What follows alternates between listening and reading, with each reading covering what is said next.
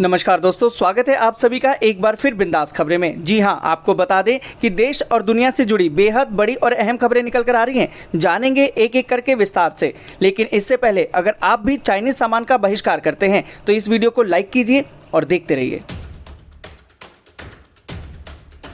तो दोस्तों, बढ़ते हैं आज की पहली और बड़ी खबर की तरफ। आज की पहली और बड़ी खबर जो निकल कर आ रही कि गलवान जैसी झड़प नहीं दोहराने पर भारत और चीन में सहमति, 72 घंटों तक एक दूसरे पर रखेंगे नजर। दोस्तों, आपको बता दें कि भारत और चीन के बीच सैन्य वार्ताओं के बावजूद लाइन ऑफ एक्चुअल कंट्रोल यानी कि LAC पर तनाव जस का तस बना हुआ है। 30 जून को हुई 12 घंटों की कोर कमांडरों की बातचीत से कोई रास्ता नहीं निकला। इस बीच चीन के अखबार ने ग्लोबल टाइम्स ने दावा किया है कि दोनों देश चरणबद्ध तरीके से सैनिकों को हटाने के लिए तैयार हैं। दोस्तों, आपको बता दें कि इस बीच चीन के खिलाफ सरहद पर मोर्चा मजबूत करने के बाद अब रक्षा मंत्री राजनाथ सिंह भारत चीन तनाव के ग्राउंड जीरो तक जाएंगे। आपको बता दें कि राजनाथ सिंह शुक्रवार यानी कि कल लेह पहुंचेंगे और पूर्वी लद्दाख में चीन से बने तनाव की स्थिति पर सुरक्षा हालातों की समीक्षा करेंगे। रक्षा मंत्री लद्दाख में तैनात जवानों से भी मिलेंगे और गलवान के वीरों से भी मिलने लेह के अस्पताल भी जाएंगे।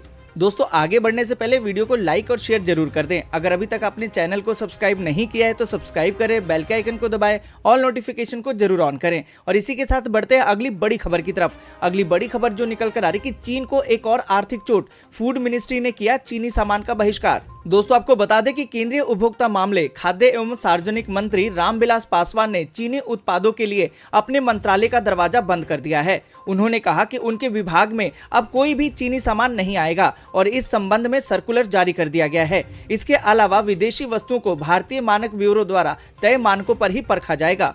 साथ ही दोस्तों, आपको बता दें कि केंद्रीय खाद्य मंत्री के इस फैसले के बाद मंत्रालय और मंत्रालय के अंडर आने वाले सभी विभागों और संगठनों में इस्तेमाल किए जाने वाले सामान जो खरीद होगी उसमें चीनी उत्पाद शामिल नहीं होगा।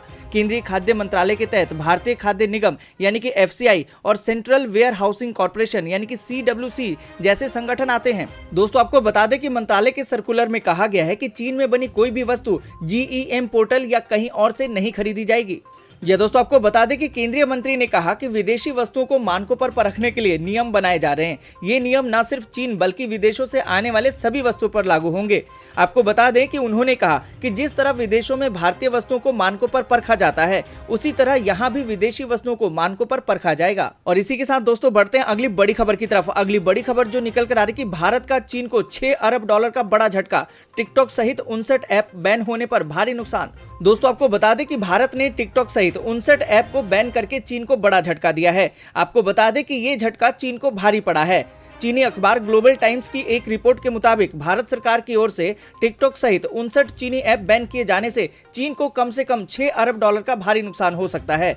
आपको बता दें कि ग्लोबल टाइम्स की रिपोर्ट के मुताबिक पिछले महीने भारत और चीनी सैनिकों के बीच लद्दाख सीमा के पास हुई झड़प के बाद भारत सरकार ने टिकटॉक सहित 59 चीनी ऐप पर प्रतिबंध लगाया था। यह दोस्तों, आपको बता दें कि इस मामले से जुड़े एक करीबी सूत्र ने ग्लोबल टाइम्स को बताया कि इस प्रतिबंध का असर चीनी इंटरनेट कंपनी पर पड़ा है। इस कारण चीनी इंटरनेट कंपनी बाइट डांस, जो कि टिकटॉक और हेलो जैसे ऐप की मदर कंपनी है, उसे कम से कम $6 अरब का नुकसान उठाना पड़ सकता है। दोस्तों, आपको बता दें कि भारत के सूचना प्रौद्योगिकी मंत्रालय ने रविवार को चीन के टिकटॉक सहित 59 ऐप पर प्रतिबंध लगा दिया, जिसमें दावा किया गया कि वे भारत की संप्रभुता, अखंडता, भारत की रक्षा, राज्य की सुरक्षा और सार्वजनिक व्यवस्था के लिए पूर्वग्राही थे।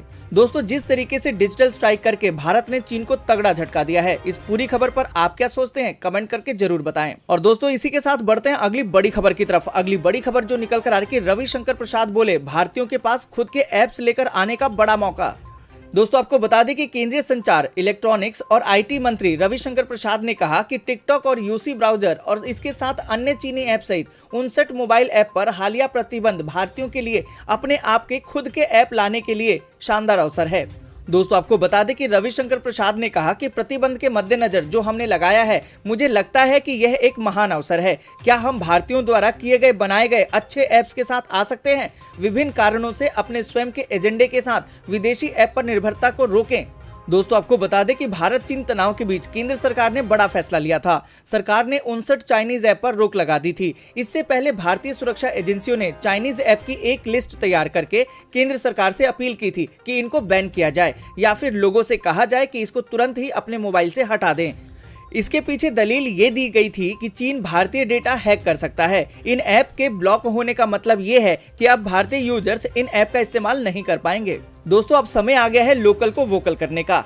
अगर आप ऐसे किसी ऐप को जानते हैं जो विदेशी ऐप की जगह ले सके तो इन ऐप्स को प्रमोट कीजिए। और इस पूरी खबर पर आप क्या सोचते हैं कमेंट करके जरूर बताएं। और इसी के साथ दोस्तों बढ़ते हैं अगली बड़ी खबर की तरफ। अगली बड़ी खबर जो निकल कर आ रही है कि आज दिल्ली में खुलेगा देश का पहला प्लाज्मा बैंक। सिसोदिया की लोगों से अपील। दोस्तों आपको बता दें कि दिल्ली सरकार ने महामारी के मरीजों के उपचार के लिए अपने तरह के पहले प्लाज्मा बैंक स्थापित करने की प्रक्रिया शुरू कर दी है और इसके तौर तरीके तैयार किए जा रहे हैं। यह बैंक दिल्ली सरकार द्वारा संचालित यकृत और पित्त विज्ञान संस्थान यानी कि IABS में स्थापित किया जा रहा है तथा डॉक्टरों और अस्पतालों को मरीज की जरूरत को देखते हुए प्लाज्मा के लिए यहां संपर्क करना होगा। दोस्तों आपको बता दें कि दिल्ली के डिप्टी CM मनीष सिसोदिया ने कहा कि दिल्ली में महामारी के हालात में अब काफी स्थिरता है। साथ ही सिसोदिया ने कहा कि लोग इंसानियत के नाते प्लाज्मा डोनेट करने जरूर आए। दोस्तों आपको बता दें कि ILBS के 7वें तल पर यह बैंक स्थापित किया जा रहा है जहां व्यक्ति से महामारी के मरीज को चढ़ाने के लिए प्लाज्मा लिया जाएगा। विशेषज्ञों के अनुसार प्लाज्मा के लिए 0 से 80 डिग्री नीचे या उससे भी कम तापमान पर क्रियोजोनिक भंडारण की जरूरत होती है। दिल्ली सरकार के एक अस्पताल के वरिष्ठ डॉक्टर ने कहा कि हर व्यक्ति 250 से 500 मिलीलीटर प्लाज्मा दान कर सकता है। दोस्तों हमारी भी उन लोगों से अपील है कि जो प्लाज्मा दान करना चाहते हैं वो दान कर सकते हैं। और इस पूरी खबर पर आप क्या सोचते हैं एक बार कमेंट जरूर कीजिए। और दोस्तों इसी के साथ बढ़ते हैं अगली बड़ी खबर की तरफ। अगली बड़ी खबर जो निकल कर आ रही है कि मध्य प्रदेश में शिवराज कैबिनेट का विस्तार। 20 कैबिनेट और 8 राज्य मंत्रियों ने लिया शपथ। दोस्तों आपको बता दें कि मध्य प्रदेश में भारतीय जनता पार्टी की सरकार का आज मंत्रिमंडल विस्तार हुआ। मध्य प्रदेश की राज्यपाल आनंदीबेन पटेल ने राजभवन में नए मंत्रियों को शपथ दिलाई। कांग्रेस की कमलनाथ सरकार गिरने के बाद जब शिवराज सिंह चौहान ने मुख्यमंत्री पद की शपथ ली थी तब कुछ ही मंत्रियों को मंत्रिमंडल में शामिल किया गया था। आपको बता दें कि गुरुवार यानी कि आज कुल 28 मंत्रियों ने शपथ ली जिसमें कि 20 कैबिनेट मंत्री और 8 राज्य मंत्री शामिल हैं। इनमें गोपाल भार्गव, विजय शाह, यशोधरा राजे सिंधिया समेत कई बड़े नेता शामिल रहे। ऐसे में नई सरकार बनने के बाद ये पहला मंत्रिमंडल विस्तार है जिसमें कि कांग्रेस से भाजपा में ज्योतिरादित्य सिंधिया के समर्थकों की छाप दिखी। शपथ ग्रहण में खुद ज्योतिरादित्य सिंधिया भी मौजूद रहे। दोस्तों वीडियो में आगे जरूरी खबरें और महत्वपूर्ण जानकारियां अभी बाकी हैं जिसका सीधा असर आपकी जिंदगी पर पड़ता है, इसलिए वीडियो को अंत तक जरूर देखें। और इसी के साथ दोस्तों बढ़ते हैं अगली बड़ी खबर की तरफ। अगली बड़ी खबर जो निकल कर आ रही है कि मुंगेर LJP जिला अध्यक्ष ने कहा कि NDA अटूट तो चिराग पासवान हुए नाराज और पद से हटाया। दोस्तों आपको बता दें कि बिहार NDA में सब कुछ ठीक ठाक नहीं चल रहा। लोक जनशक्ति पार्टी के राष्ट्रीय अध्यक्ष और जमुई सांसद चिराग पासवान इन दिनों NDA गठबंधन में असहज नजर आ रहे हैं। इसी की एक तस्वीर बुधवार को देखने को मिली जब अपनी ही पार्टी के मुंगेर जिला अध्यक्ष राघवेंद्र भारती को चिराग पासवान ने पद से हटा दिया। दोस्तों आपको बता दें कि मुंगेर के LJP जिला अध्यक्ष राघवेंद्र भारती की गलती बस इतनी थी कि उन्होंने मीडिया में एक बयान दिया था कि जहां पर उन्होंने कहा था कि बिहार में NDA अटूट है। राघवेंद्र भारती के NDA को अटूट बताने वाले बयान से चिराग पासवान इतने नाराज हो गए कि उन्होंने उन्हें पद से ही हटा दिया। दोस्तों आपको बता दें कि इस बाबत लोक जनशक्ति पार्टी ने एक प्रेस रिलीज जारी करके बयान दिया कि जिला अध्यक्ष राघवेंद्र भारती को पार्टी के दिशा निर्देशों का पालन नहीं करने और राष्ट्रीय नेतृत्व के अनुशासन का उल्लंघन करने के कारण अगले आदेश तक उनको उनके पद से कार्यमुक्त किया जाता है। और दोस्तों इसी के साथ बढ़ते हैं अगली बड़ी खबर की तरफ। अगली बड़ी खबर जो निकल कर आ रही कि बिजली गिरने से दम तोड़ने वालों पर योगी ने जताया शोक। 4-4 लाख रुपए देने का किया ऐलान। दोस्तों आपको बता दें कि उत्तर प्रदेश के मुख्यमंत्री योगी आदित्यनाथ ने 5 जिलों में बिजली गिरने से हुई लोगों की मौत पर गहरा शोक व्यक्त किया है और बुधवार को निर्देश दिया कि दिव्यांगों के परिजनों को 4-4 लाख रुपए की राहत राशि तत्काल ही दी जाए। राज्य सरकार के प्रवक्ता ने बताया कि मुख्यमंत्री योगी ने जनपद प्रयागराज, अयोध्या, मऊ, बलिया तथा बस्ती में बिजली गिरने से हुई जनहानि पर गहरा शोक व्यक्त किया है। उन्होंने दिवंगतों के परिजनों को 4-4 लाख रुपए की राहत राशि तत्काल ही वितरित करने के निर्देश दिए हैं। इस संबंध में जिलाधिकारी को निर्देश दिया गया है। उन्होंने अधिकारियों को पूरी तत्परता से प्रभावितों को राहत और मदद पहुंचाने के निर्देश दिए हैं। साथ ही जनपद बस्ती में बिजली गिरने से घायल व्यक्ति के समुचित इलाज के भी निर्देश दिए हैं। दोस्तों इसी के साथ बढ़ते हैं आगे और जानते हैं मौसम अपडेट को। देश के इन राज्यों में आज हो सकती है तेज बारिश।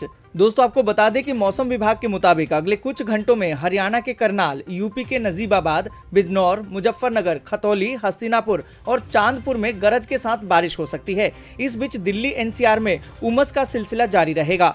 लोग भारी गर्मी और उमस से बेहाल हैं। मौसम विभाग ने कहा है कि अगले 3 से 4 दिनों तक बारिश की कोई संभावना नहीं है। दोस्तों आपको बता दें कि मौसम विभाग के अनुसार पूर्वोत्तर भारत और पूर्वी भारत में अगले 5 दिनों तक व्यापक बारिश होने की संभावना है। पूर्वोत्तर बिहार में मानसून 3 जुलाई तक सक्रिय रहेगा। इस दौरान राज्य के अधिकांश जिलों में भारी बारिश का अलर्ट मौसम विभाग ने जारी किया है। मौसम विभाग ने बारिश के साथ ही वज्रपात की भी संभावना जताई है। बिहार में इस बार मानसून समय से 3 दिन पहले आया और अभी तक राज्य में सामान्य से 92% अधिक बारिश हुई है। इसके साथ ही मध्य भारत में मानसून की सक्रियता बढ़ गई है। मध्य भारत के साथ ही पश्चिमी तटीय इलाकों में बारिश की गतिविधियां लगातार बढ़ती जा रही हैं। महाराष्ट्र, गुजरात, कर्नाटक और गोवा के तटीय भागों में खास तौर पर बारिश की गतिविधियां बढ़ गई हैं। ऐसे में मध्य भारत के भागों में महाराष्ट्र के अधिकांश जगहों पर बारिश की गतिविधियां जारी रहेगी। अगले 24 घंटे में गुजरात में बारिश के आसार हैं। और दोस्तों इसी के साथ बढ़ते हैं अगली बड़ी खबर की तरफ। अगली बड़ी खबर जो निकल कर आ रही कि भारतीय रेलवे निजीकरण की ओर। देश में 109 जोड़ी रूटों पर दौड़ेंगी 151 निजी यात्री ट्रेनें। दोस्तों आपको बता दें कि पहली बार केंद्र सरकार की ओर से भारतीय रेल नेटवर्क पर यात्री ट्रेन चलाने के लिए निजी कंपनियों को आमंत्रित किया गया है। रेल मंत्रालय ने 109 जोड़ी रूटों पर 151 आधुनिक ट्रेनों के जरिए यात्री ट्रेनें चलाने का निर्णय लिया है, जो निजी कंपनियों से आवेदन भी मांगा है। इसके लिए इस परियोजना में निजी क्षेत्र का निवेश 30,000 करोड़ रुपए का होगा। दोस्तों आपको बता दें कि भारतीय रेल नेटवर्क पर 109 जोड़ी रूट 12 क्लस्टर में होंगे। हर ट्रेन में कम से कम 16 कोच होंगे। इन रूटों पर चलने वाली सभी ट्रेनों की अधिकतम रफ्तार 160 किलोमीटर प्रति घंटा होगी। रेलवे ने यह भी कहा कि इन आधुनिक ट्रेनों में से अधिकांश को मेक इन इंडिया के तहत भारत में ही बनाया जाएगा। दोस्तों आपको बता दें कि वित्तीय व्यवस्था, अधिग्रहण, संचालन और ट्रेनों के रखरखाव की जिम्मेदारी निजी कंपनियों की ही होगी। रेलवे ने कहा कि वह 35 साल के लिए ये परियोजनाएं निजी कंपनियों को देगा। दोस्तों जिस तरीके से रेलवे ने ये फैसला लिया है, आपको क्या लगता है कि रेलवे अब निजीकरण की तरफ है? आप अपनी राय कमेंट करके जरूर बताएं। दोस्तों इसी के साथ बढ़ते हैं अगली बड़ी खबर की तरफ। अगली बड़ी खबर जो निकल कर आ रही कि घरेलू पर्यटकों के लिए आज से खुलेगा गोवा, इन नियमों का करना होगा पालन। दोस्तों आपको बता दें कि देश के सबसे प्रसिद्ध पर्यटन स्थलों में से एक गोवा में पर्यटन दोबारा शुरू करने की तैयारियां पूरी हो गई हैं। राज्य के पर्यटन मंत्री ने बुधवार को ऐलान किया कि यह तटीय राज्य 2 जुलाई यानी कि आज से पर्यटकों के लिए दोबारा खुलने जा रहा है। दोस्तों आपको बता दें कि महामारी संक्रमण को रोकने के लिए मार्च में लगाए गए राष्ट्रव्यापी लॉकडाउन के बाद से ही यहां पर पर्यटकों के आने पर प्रतिबंध लगा हुआ है। आपको बता दें कि राज्य पर्यटन मंत्री ने कहा कि राज्य में पर्यटन गतिविधियों को दोबारा से शुरू करने का फैसला राज्य कैबिनेट की बैठक में लिया गया। दोस्तों आपको बता दें कि मंत्री ने कहा कि गोवा की यात्रा करने वाले यात्रियों को होटल की पहले से ही बुकिंग करनी होगी। ये होटल वही होने चाहिए जिन्हें राज्य के पर्यटन विभाग से संचालन की अनुमति मिली हो। इसके साथ ही यात्रियों को राज्य में प्रवेश के लिए महामारी नेगेटिव प्रमाण पत्र दिखाना होगा या फिर राज्य की सीमा पर जांच करानी होगी। जांच का परिणाम आने तक उन्हें राज्य की ओर से संचालित केंद्र में क्वारंटीन रहना होगा। पॉजिटिव मरीजों के पास वापस अपने राज्य जाने या फिर गोवा में इलाज कराने का विकल्प होगा। और दोस्तों इसी के साथ बढ़ते हैं अगली बड़ी खबर की तरफ। अगली बड़ी खबर जो निकल कर आ रही कि राहुल गांधी ने कहा कि महामारी से मुकाबले के लिए जरूरी है कि सरकारें इस समस्या को स्वीकारें। दोस्तों आपको बता दें कि नई दिल्ली कांग्रेस के पूर्व अध्यक्ष राहुल गांधी ने भारत एवं विदेश में महामारी के खिलाफ सक्रिय 4 भारतीय नर्सों से बातचीत के दौरान बुधवार को कहा कि महामारी से मुकाबले के लिए जरूरी है कि सरकारें इस समस्या को स्वीकारें और इसका सामना करें। उन्होंने यह भी कहा कि सरकारें ये समझाने का प्रयास कर रही है कि समस्या उतनी भयावह नहीं है जितनी की दिख रही है, जबकि ऐसा नहीं है। दोस्तों आपको बता दें कि उन्होंने कहा कि मैं इस तथ्य से हैरान हूं कि दिल्ली के कई अस्पतालों में महामारी की जांच की अनुमति नहीं दी जा रही है। निजी अस्पताल के एक डॉक्टर ने मुझे बताया था कि अगर वे महामारी संक्रमितों की जांच नहीं कर सकते हैं तो उनके लिए काम करना असंभव है। कांग्रेस नेता ने कहा कि मुझे लगता है कि सरकारें इस धारणा को लेकर काम करने की कोशिश कर रही है कि यह समझाने की कोशिश कर रही है कि समस्या उतनी ही भयावह नहीं है जितनी की वह दिख रही है। दोस्तों इसी के साथ बढ़ते हैं अगली बड़ी खबर की तरफ। अगली बड़ी खबर जो निकल कर आ रही कि बड़े भाई की भूमिका में होंगे नीतीश। भाजपा की 100 सीटों पर है योजना, लोजपा को लेकर फंसेगा पेच। दोस्तों आपको बता दें कि बिहार में अक्टूबर-नवंबर में होने वाले विधानसभा चुनाव में एनडीए में सीटों के बंटवारे का फार्मूला तय करना आसान नहीं होगा। भाजपा मुख्यमंत्री नीतीश कुमार के नेतृत्व वाले जेडीयू को बड़े भाई की भूमिका देने के लिए तैयार है। हालांकि सारी मुश्किल चिराग पासवान की लोजपा को लेकर है। भाजपा और जेडीयू दोनों चाहते हैं कि लोजपा की सीटों के लिए वे बड़ा दिल दिखाए। ऐसे में सीटों के बंटवारे में रस्साकसी तय है। दोस्तों आपको बता दें कि 2010 में विधानसभा चुनाव में एनडीए में लोजपा नहीं थी। तब भाजपा 102 और जेडीयू ने 141 सीटों पर चुनाव लड़ा था। 3/4 बहुमत भी हासिल किया था। इस बार जदयू और भाजपा दोनों ही लोजपा की जिम्मेदारी एक दूसरे पर डालने की कोशिश कर रहे हैं। भाजपा चाहती है कि सीटों के बंटवारे का फार्मूला 2010 वाला हो, लेकिन इसमें लोजपा के लिए जदयू बड़ा दिल दिखाए, जबकि जदयू चाहती है कि लोजपा के मामले में भाजपा बड़ा दिल दिखाए। दोस्तों आपको बता दें कि सूत्रों के मुताबिक भाजपा ने सीटों के बंटवारे का फार्मूला तैयार कर लिया है। दोस्तों आपको बता दें कि पार्टी चाहती है कि वह खुद 100 सीटों पर, लोजपा 30 सीटों पर और बाकी बची 113 सीटों पर जदयू चुनाव लड़े। इसी महीने जब जदयू से सीटों के बंटवारे पर बातचीत होगी तो भाजपा इसी फार्मूले पर सहमति बनाने की कोशिश करेगी। जदयू के एक वरिष्ठ नेता ने कहा कि साल 2010 का फार्मूला ही उचित है। लोजपा के लिए भाजपा को बड़ा दिल दिखाना होगा। इसी फार्मूले पर आगे बढ़ने की ओर अगर लोजपा को 30 सीटें देती है तो जदयू और भाजपा आधी आधी सीट दे, मतलब कि जदयू 126 और भाजपा 85 सीटों पर लड़े। दोस्तों आपको बता दें कि लोजपा अध्यक्ष चिराग पासवान इस स्थिति को भांप रहे हैं। यही कारण है कि बातचीत से पहले उन्होंने तेवर दिखाने शुरू कर दिए हैं। पार्टी 40 सीटों की मांग कर रही है। लोजपा को लगता है कि दबाव बनाने के बाद ही भाजपा और जदयू उसे इतनी सीट देने पर रजामंद हो सकते हैं। भाजपा और जदयू के लिए लोजपा को नजरअंदाज करना आसान नहीं है, क्योंकि पासवान के स्वजातीय मतदाता राज्य के 100 से अधिक सीटों पर सक्रिय हैं। दोस्तों आज के लिए बस इतना ही। वीडियो को लाइक और शेयर जरूर कर दें। अगर अभी तक आपने चैनल को सब्सक्राइब नहीं किया है तो सब्सक्राइब करें, बेल के आइकन को दबाएं और